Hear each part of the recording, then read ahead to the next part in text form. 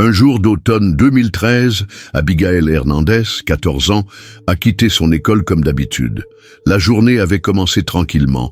Les projets pour la soirée, les rêves pour l'avenir, l'anticipation joyeuse de son prochain anniversaire, tout lui disait que seules de bonnes choses l'attendaient. Mais à la tombée de la nuit, tout a changé. Abby n'est pas rentrée à la maison. Les appels à sa mère sont restés sans réponse et l'anxiété s'est rapidement transformée en crainte. Ce qui semblait être une journée ordinaire s'est transformé en cauchemar. Sa fille avait disparu, sans laisser de traces, sans explication. L'opération de recherche s'est déroulée en quelques heures, mais plus les gens essayaient de retrouver Abigail, plus les questions se multipliaient. La disparition de la fillette a choqué non seulement sa famille, mais aussi tout le quartier. Tous ceux qui ont entendu l'histoire se sont souvenus des conseils donnés aux enfants dès l'enfance. Ne pas parler aux inconnus, ne pas monter dans la voiture de quelqu'un d'autre, être prudent et circonspect. Mais même ces mesures ne sont parfois pas suffisantes. L'histoire d'Abigail est un rappel tragique de la façon dont un moment de confiance peut conduire à des problèmes.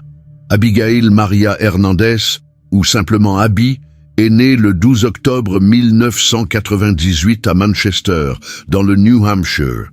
Elle était la plus jeune des deux filles de la famille de Ruben et Zenia Hernandez. La jeune fille a été élevée dans l'amour et l'attention et entretenait une relation chaleureuse avec sa sœur Sarah. Sa mère est infirmière et son père est commerçant.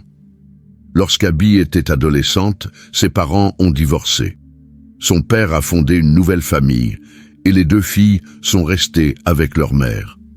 Dès son plus jeune âge, Abby était active et sociable. Elle se faisait facilement des amis, s'essayait à de nouveaux passe-temps, faisait du sport, du dessin, de la photographie et apprenait les langues étrangères avec intérêt.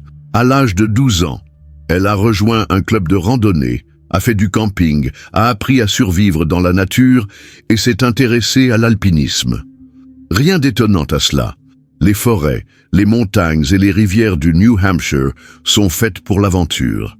L'été 2013 a été riche en activités et en couleurs pour Abby. Lorsqu'elle est retournée à l'école à l'automne, elle a partagé avec enthousiasme ses souvenirs avec ses amis. Elle entretenait une relation avec Jimmy, un lycéen d'1 an son aîné. Maman était au courant de leur amitié et n'y voyait pas d'inconvénient. Début octobre, quelques jours avant son 15e anniversaire et les vacances d'automne, Abby se réjouissait de faire une randonnée en montagne avec le club de randonnée. Elle a même commencé à user ses nouvelles chaussures de randonnée en les portant à l'école. Le 9 octobre, Abby est allée en classe comme d'habitude. Elle avait prévu d'aller se promener dans le parc après l'école et avait promis à sa mère de ne pas être en retard. Mais à 17 heures, elle n'est pas rentrée. Sa mère a appelé, mais le téléphone était éteint. Zenia a d'abord pensé qu'Abby était simplement en retard. Mais après quelques heures sans nouvelles, elle a commencé à paniquer. En appelant ses amis et ses professeurs, elle a découvert qu'Abby était partie à pied juste après les cours, en disant au revoir à ses amis à l'arrêt de bus. Personne ne l'avait revue depuis. Elle n'a appelé ni ses amis, ni Jimmy, qu'elle devait retrouver. Zenia, effrayée, et sa fille Sarah se sont rendues à la police. Comme il s'agit d'une mineure, les recherches commencent immédiatement. Il s'est avéré que le signal de son téléphone avait été coupé à environ 1,5 km de la maison. Des annonces ont été diffusées sur les réseaux sociaux et des tracts avec la photo et la description de la jeune fille ont été distribués dans la ville. Le lendemain matin, la nouvelle de la disparition d'Abby a été diffusée à la télévision. Des centaines de personnes, policiers, bénévoles et habitants inquiets, se sont mises à sa recherche. Ils ont parcouru les parcs, les terrains vagues, les forêts et les bâtiments abandonnés. La police a envisagé différentes versions, interrogé des témoins, des amis et des membres de la famille. Cependant, aucune trace n'a pu être trouvée. Les enquêteurs ne savent même pas quelle direction prendre. La première personne interrogée est Jimmy, son petit ami.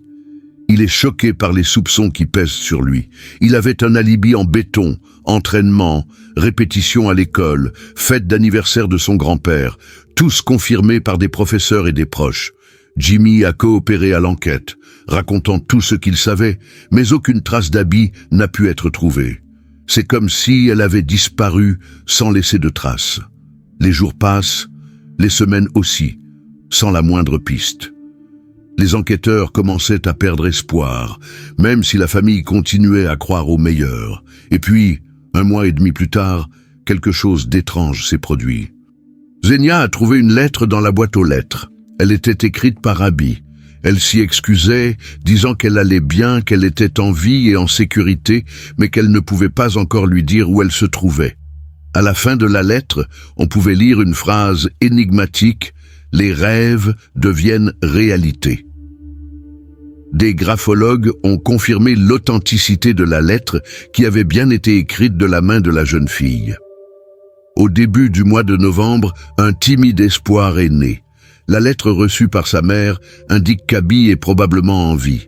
Mais l'endroit où elle se trouvait et la raison pour laquelle elle ne pouvait pas se signaler restait un mystère.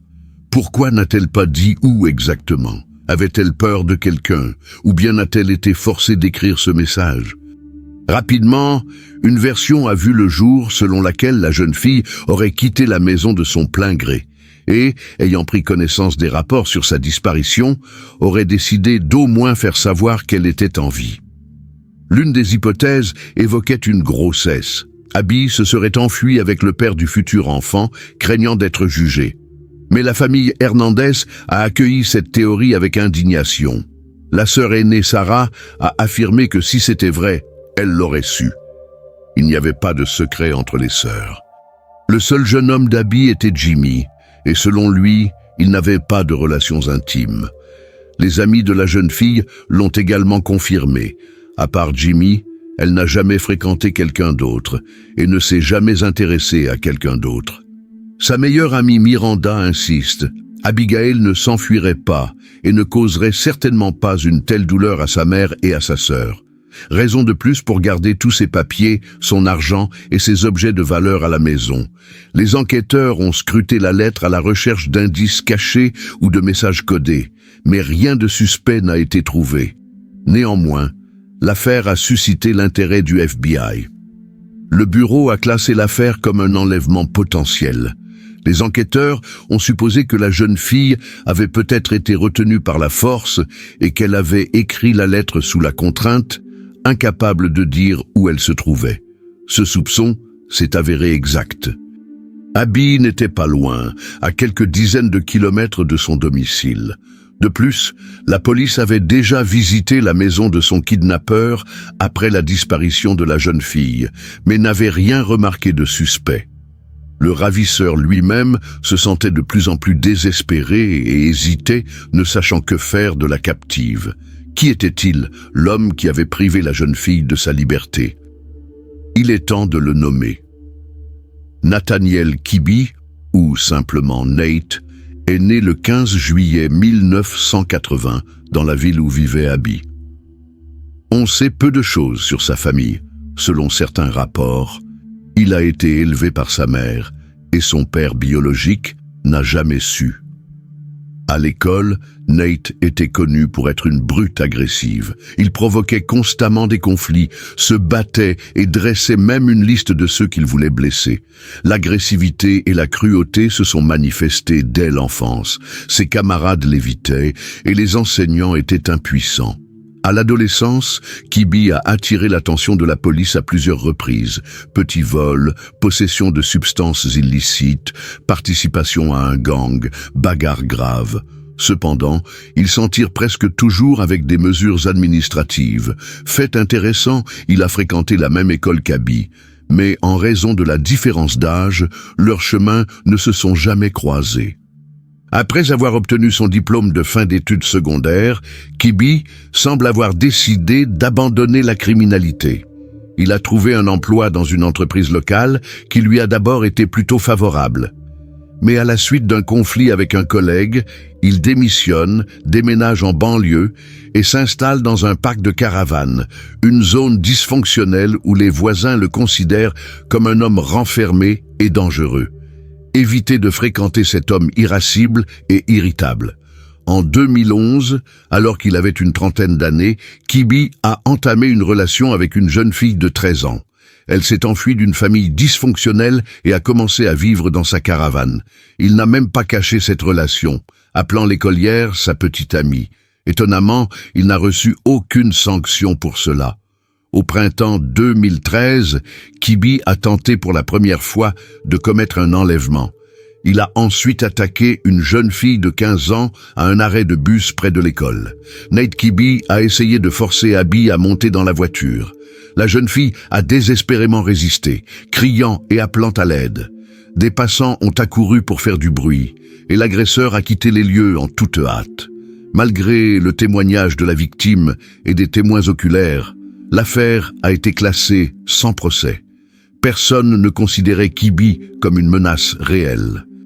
Revenons maintenant au jour de la disparition d'Abby. Le 9 octobre 2013, à la veille de son 15e anniversaire, elle a reçu en cadeau de nouvelles chaussures de randonnée. Mais il s'est avéré qu'elles étaient un peu étroites. Abby a décidé de les porter à l'école. À la fin du cours, ses pieds ont commencé à lui faire mal, mais elle a quand même décidé de rentrer à pied. Chaque pas était douloureux, et il restait encore 1,5 km à parcourir jusqu'à la maison. À ce moment-là, une vieille camionnette s'est arrêtée à côté d'elle, conduite par Nathaniel Kibi. L'homme souriant lui proposa de la conduire n'importe où, mais Abby refusa. Cependant, l'inconnu ne recula pas et roula lentement à côté d'elle, ne la laissant pas tranquille. Nate remarque que la jeune fille boite et lui demande ce qui ne va pas.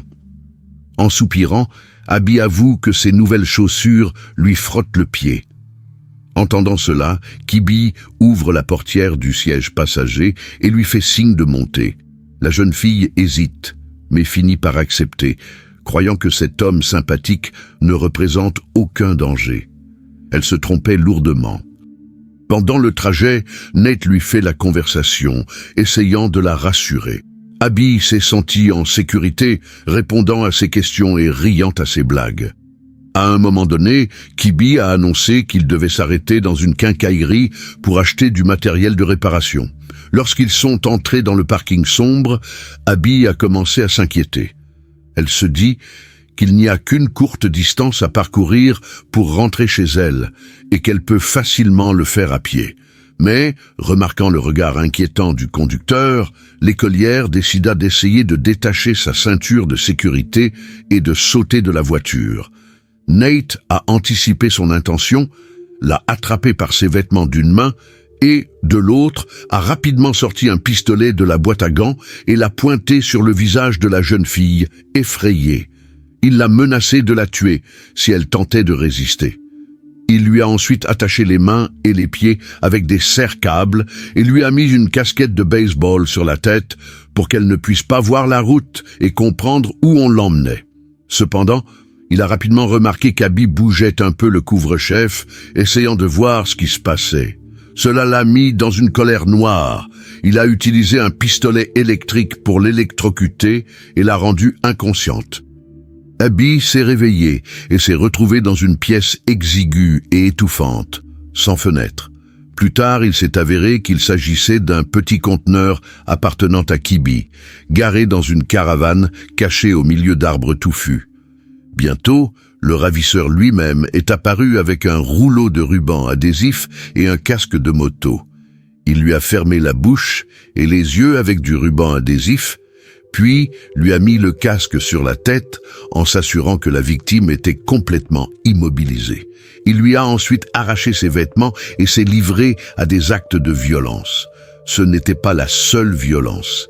Kibi l'a forcé à avoir des relations intimes quotidiennes, réalisant ainsi ses fantasmes les plus pervers.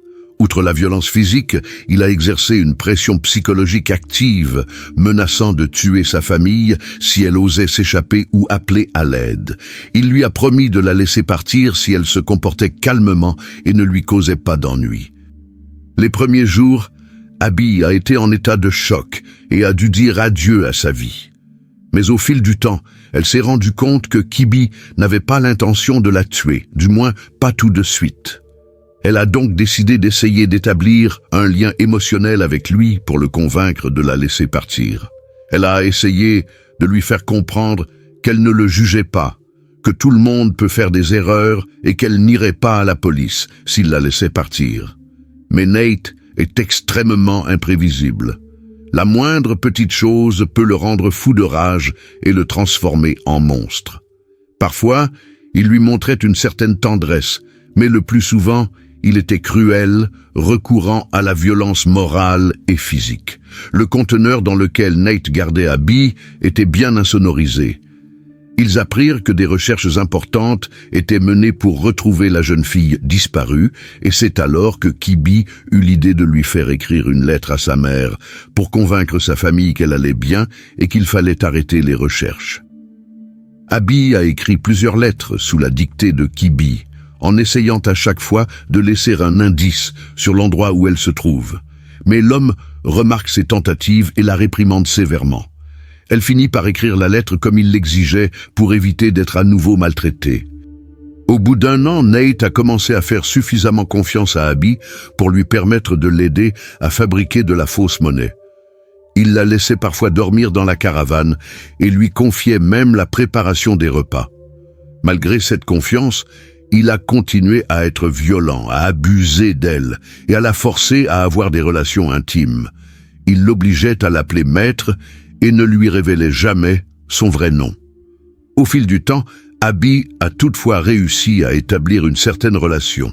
Un jour, elle a remarqué le nom Nathaniel Kibi sur l'une des pages d'un livre. Il pourrait s'agir de son vrai nom, mais elle n'en est pas sûre. Anticipant une réaction, elle se risque à l'appeler par son prénom. Roulant des yeux et soupirant lourdement, il lui posa calmement une question. Comment connaissait-elle son nom? Abby ne mentit pas et avoua qu'elle l'avait vu dans un livre.